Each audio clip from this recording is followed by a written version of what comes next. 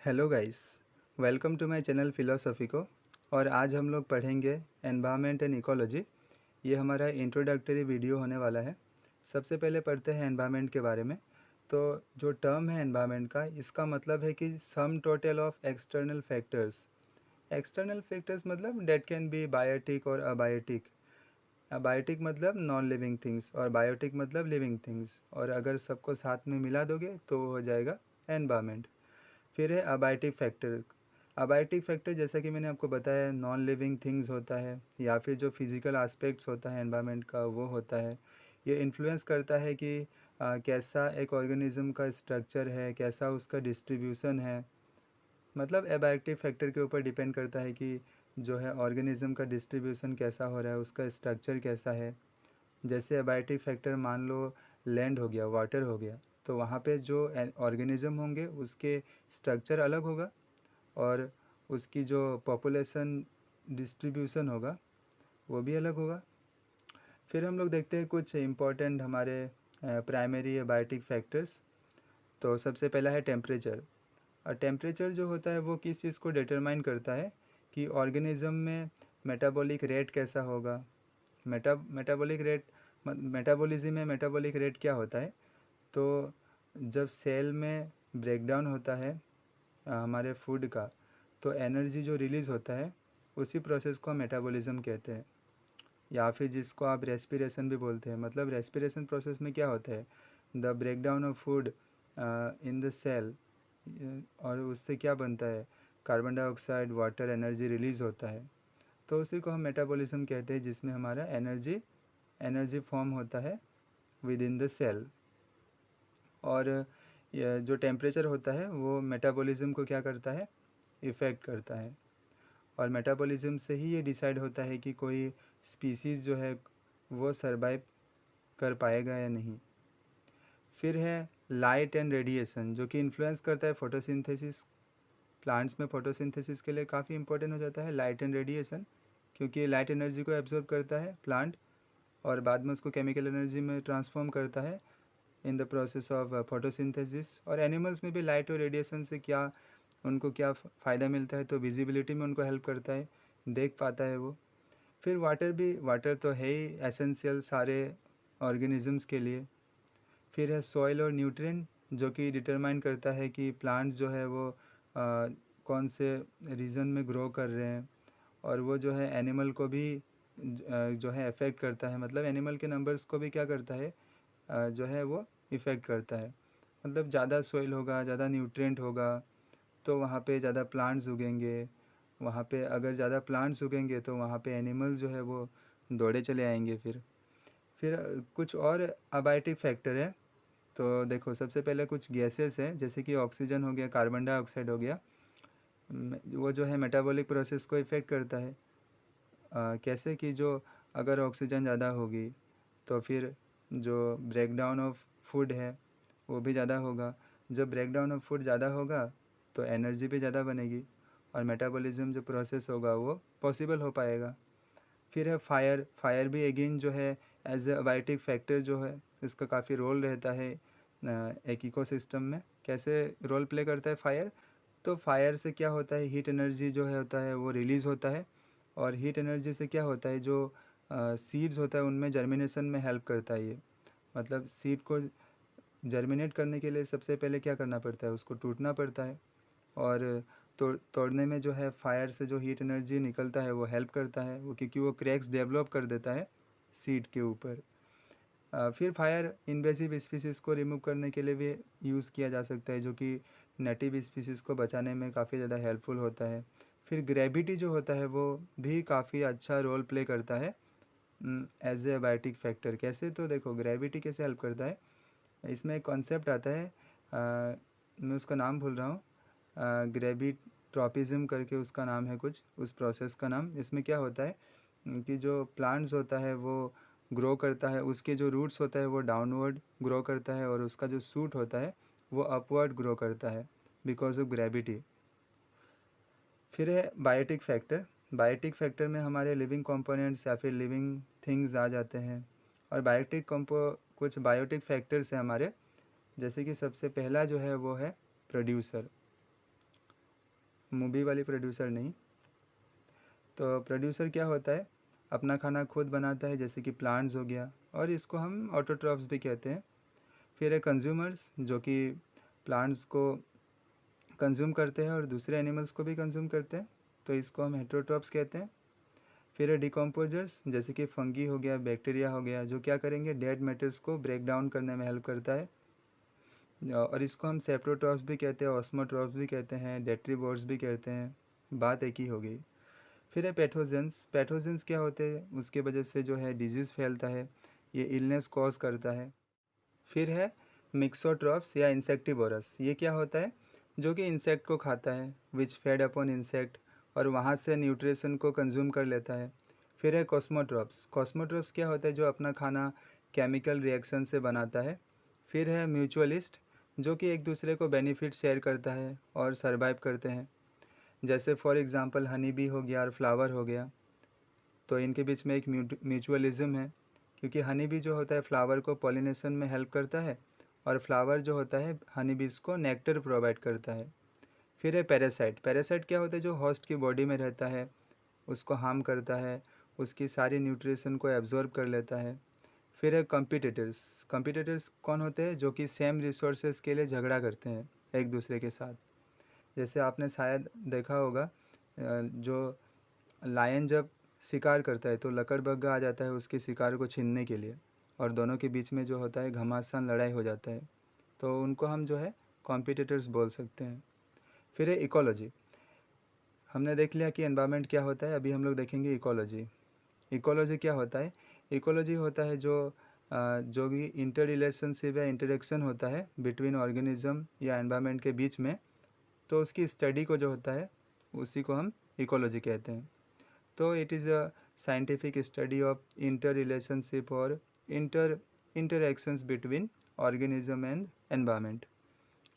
Ecology जो term है उसको सबसे पहले जो है कॉइन किया था एक जर्मन बायोलॉजिस्ट अर्न्स्ट हैकेल ने, और हमारे इंडिया में मिस्टर रामदेव मिश्रा को फादर ऑफ इकोलॉजी कहते हैं। ये फिर हम लोग देखते हैं कि उनके एफर्ट में एस्टैब्लिश किया गया था NCEPC 1972 में। ये NCEPC क्या है, यह है national committee for environmental planning and coordination. और फिर बाद में इसी के चलते हमारे जो है गवर्नमेंट ऑफ इंडिया ने एक मिनिस्ट्री को एलोकेट किया, ministry of environment and forest 1984 में। फिर हम लोग कुछ टर्मिनोलॉजी को जानेंगे related to environment and ecology. तो सबसे पहला है नीश। नीश क्या होता है, यूनिक फंक्शनल रोल होता है किसी भी स्पीसीज़ का, और जो भी स्पीसीज़ होते हैं उनकी जो भी एक इकोसिस्टम में जितनी भी स्पीसीज़ होता है उनकी जो नीश होता है कभी भी आइडेंटिकल नहीं हो सकता, मतलब उनके सेम नीसेस नहीं हो सकते। फिर है इकोटोन। इकोटोन क्या होता है, एक ट्रांजिशन एरिया होता है दो बायोलॉजिकल कम्युनिटीज़ के बीच में। जब दो बायोलॉजिकल कम्युनिटीज़ आपस में मिलते हैं, इंटीग्रेट करते हैं, तो उस एरिया को इकोटोन कहते हैं। फॉर एग्ज़ाम्पल हमें मैनग्रोव फॉरेस्ट कहाँ पे दिखा देता है, समंदर और ज़मीन के बीच में, मतलब मैरीन और टेरेस्ट्रियल इकोसिस्टम के बीच में हमें क्या दिखा देता है, मैनग्रोव फॉरेस्ट दिखा देता है। तो मैनग्रोव फॉरेस्ट क्या हो गया, एक ट्रांजिशन एरिया हो गया, एक इकोटोन हो गया। फिर है बायोम। बायोम क्या होता है, एक लार्ज एरिया होता है, लार्ज जोग्राफिकल यूनिट होता है, जहाँ पे बहुत सारे कम्युनिटी होता है फ्लोरा एंड फौना की, जहाँ पे बहुत बड़ा एक हैबिटाट होता है। एग्जाम्पल क्या है, रेन फॉरेस्ट है और टुंड्रा बायोम है। फिर है बायोस्फीयर। बायोस्फीयर क्या होता है, एक लाइफ सपोर्टिंग लेयर है जहाँ पे बहुत सारे लिविंग ऑर्गेनिज्म रहते हैं। फिर है इकोसिस्टम। इकोसिस्टम क्या है कि ये एक ऐसा कम्युनिटी है लिविंग ऑर्गेनिज्म का, जब लिविंग ऑर्गेनिज्म एक दूसरे से इंटरेक्ट करते हैं अपनी अपनी फिज़िकल एनवायरनमेंट में, तो उसको इकोसिस्टम कहते हैं। फिर है बायोडाइवर्सिटी। बायोडाइवर्सिटी क्या है कि जब एक से ज़्यादा इकोसिस्टम मिलता है तो बायोडाइवर्सिटी बनता है। फिर है कीस्टोन स्पीसीज़। कीस्टोन स्पीसीज़ क्या होता है, ये ऐसे स्पीसीज़ होते हैं जो कि दूसरे स्पीसीज़ के ऊपर हैवीली डिपेंड रहता है। फिर है सक्सेशन। सक्सेशन क्या होता है, जब एक इकोसिस्टम चेंज होता है, डेवलप होता है ओवर द टाइम, तो उसको सक्सेशन कहते हैं। फिर है एंडेमिक स्पीसीज़। एंडेमिक स्पीसीज़ क्या होता है, ये ऐसे स्पीसीज़ होता है जो कि कुछ ही एरियाज़ में पाया जाता है, कुछ स्पेसिफिक जोग्राफिकल एरियाज़ में पाया जाता है।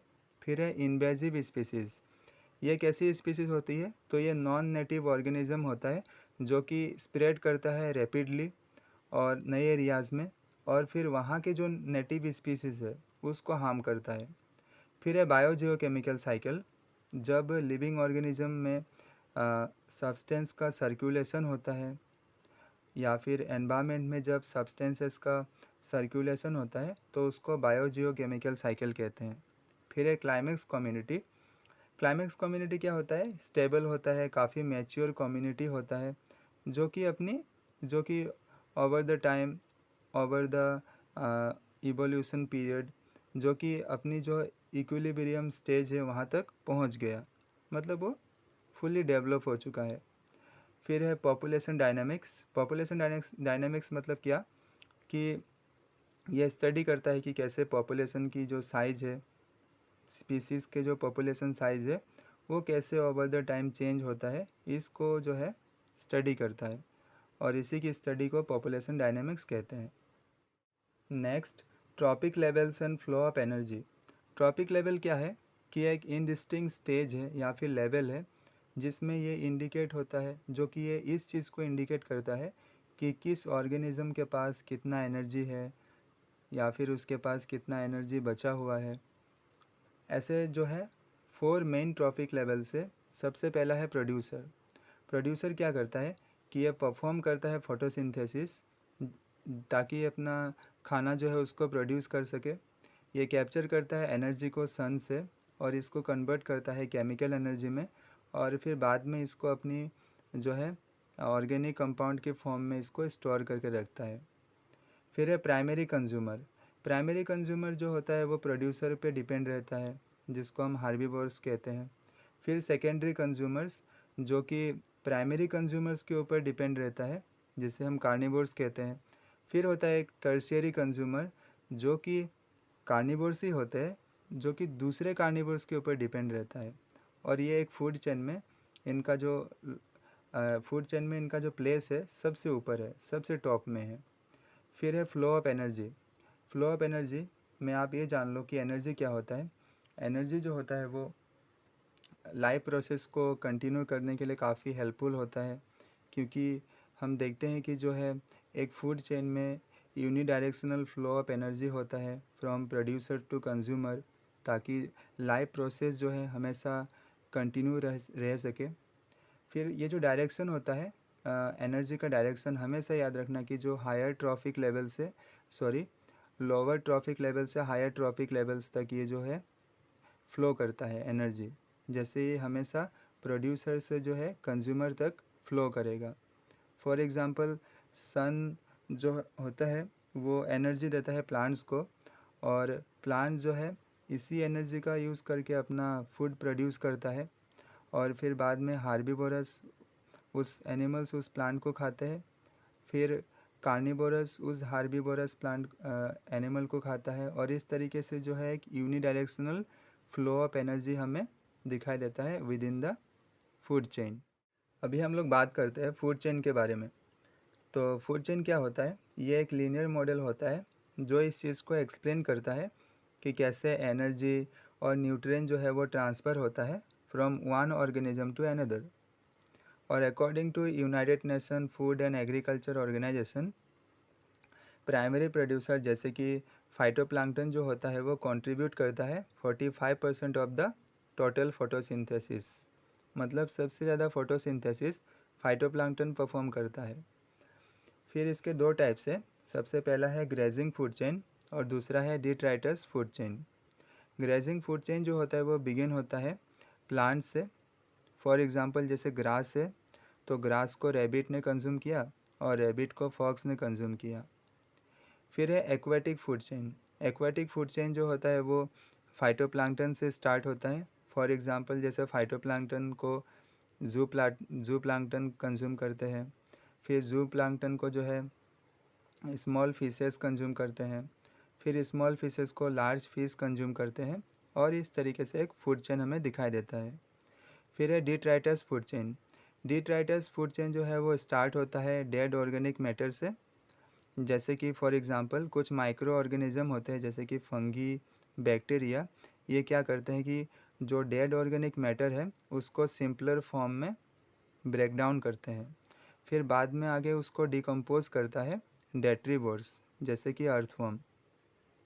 ये जो डेट्रीबोर्स होता है उनका इकोसिस्टम में एक सिग्निफिकेंट रोल रहता है in case of soil fertility, क्योंकि ये सॉइल की फर्टिलिटी को इंक्रीज़ करने में मदद करता है। कैसे? तो जो सिंपलर ऑर्गेनिक मैटर है उसको डिकम्पोज करता है, और जब सिंपलर ऑर्गेनिक मैटर डिकम्पोज होता है तो जो ह्यूमस क्वांटिटी होनी चाहिए थी सॉइल में वो बढ़ जाता है, और जब ह्यूमस क्वांटिटी बढ़ता है तो जो भी यील्ड होता है वो भी बढ़ता है, मतलब जो प्रोडक्शन से जो आने वाली रिटर्न है क्रॉप प्रोडक्शन से वो भी बढ़ जाता है। फिर वाटर प्यूरिफिकेशन में भी हेल्प करता है, मतलब वाटर को प्यूरिफाई कर देता है ये डेट्रीबोर्स। फिर एक क्लाइमेट को रेगुलेट करता है।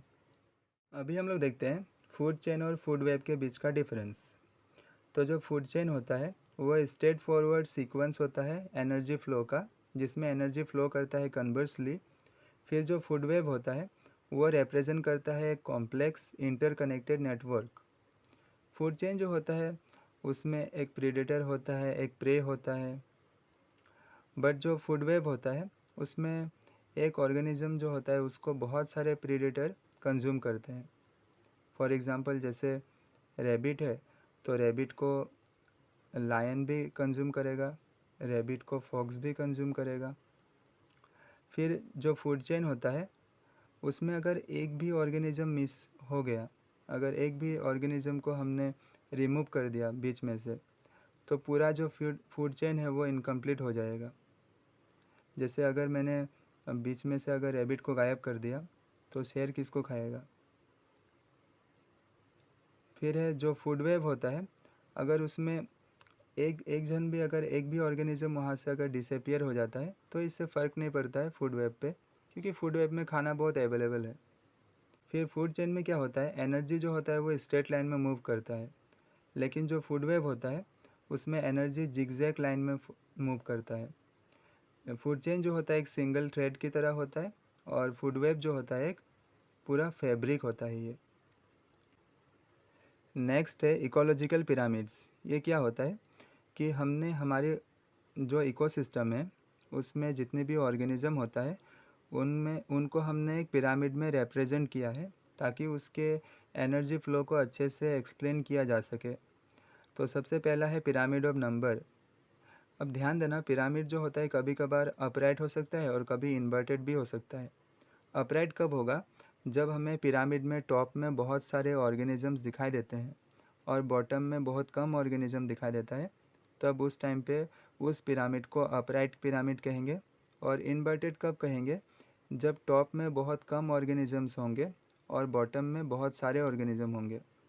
जैसे जो ग्रासलैंड इकोसिस्टम होता है वो अपराइट पिरामिड को शो करता है। फॉर एग्ज़ाम्पल जैसे बहुत सारे ग्रासेस होते हैं जिनको बहुत कम हार्बिवोरस कंज्यूम करते हैं, फिर बाद में उसको और भी कम प्रीडेटर्स जो होता है उसको कंज्यूम करता है, और उसके कॉन्ट्रास्ट में पैरासाइटिक इकोसिस्टम जो होता है वो इन्वर्टेड पिरामिड को शो करता है। फॉर एग्ज़ाम्पल जैसे बहुत कम प्रोड्यूसर होता है, फिर बाद में इन प्रोड्यूसर्स को कंज्यूम करने के लिए बहुत कम हार्बिवोरस होते हैं, और फिर बहुत ज़्यादा हार्बिवोरस एनिमल्स होता है।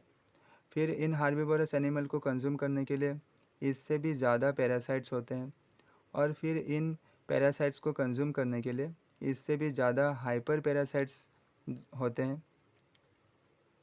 नेक्स्ट है पिरामिड ऑफ बायोमास। बायोमास क्या होता है कि हमने देखा था कि जो फोटोसिंथेसिस प्रोसेस होता है उसमें प्लांट्स क्या करते हैं, सोलर एनर्जी को कैप्चर करते हैं और फिर बाद में उससे केमिकल एनर्जी में ट्रांसफॉर्म करता है। और जो केमिकल एनर्जी होता है वो बाद में किसी और एनिमल तक ट्रांसफ़र होता है। कब होता है? जब वो एनिमल प्लांट को कंज्यूम कर लेता है, और जब वो उस एनिमल को कोई दूसरा एनिमल कंज्यूम करेगा तो फिर बाद में उस एनिमल तक वो केमिकल एनर्जी ट्रांसफ़र हो जाएगा। तो इसी को बायोमास कहते हैं। जो जो केमिकल एनर्जी है उसी को हम बायोमास कहते हैं। और एक पिरामिड और बायोमास भी है, मतलब हमने बायोमास के हिसाब से पिरामिड में जो है ऑर्गेनिजम्स को हमने प्लेस किया है। तो जो टेरेस्ट्रियल इकोसिस्टम होता है वो हमेशा जो पिरामिड होता है बायोमास का वो अपराइट शो करता है, और जो एक्वाटिक इकोसिस्टम होता है वो हमेशा इस पिरामिड को इन्वर्टेड शो करता है। जैसे जो फाइटोप्लैंक्टन होता है उसमें कम बायोमास होता है, और उसको कंज्यूम करने वाले जितने भी जू प्लैंक्टन होता है उनमें ज़्यादा बायोमास होता है। तो आज के लिए बस इतना ही। आशा करता हूँ आपको ये वीडियो अच्छा लगा। तो अगर आपको ये वीडियो अच्छा लगा तो आप इसको अपने दोस्तों के साथ शेयर करना और इस चैनल को सब्सक्राइब करना मत भूलना। मिलते हैं आपसे नेक्स्ट लेक्चर में। Thank you.